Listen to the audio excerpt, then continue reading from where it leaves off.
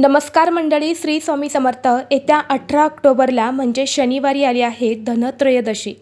धनत्रयोदशी हा दिवस लक्ष्मी प्राप्तीसाठी खूप महत्त्वाचा दिवस मानला जातो आणि म्हणून आपण सर्वजण धनत्रयोदशीच्या दिवशी माता लक्ष्मी, भगवान कुबेर आणि भगवान धन्वंतरी यांचे पूजन करत असतो.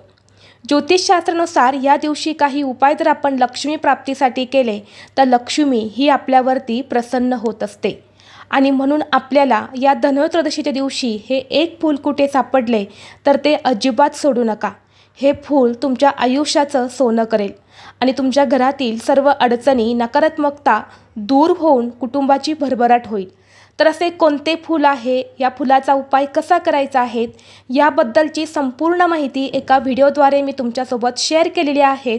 तो व्हिडिओ पाहण्यासाठी या व्हिडिओच्याच खाली जो छोटा त्रिकोण तुम्हाला दिसत आहे, फक्त त्या त्रिकोणावरती तुम्ही क्लिक करा, म्हणजे योग्य ती माहिती तुमच्यापर्यंत येईल. धन्यवाद. श्री स्वामी समर्थ.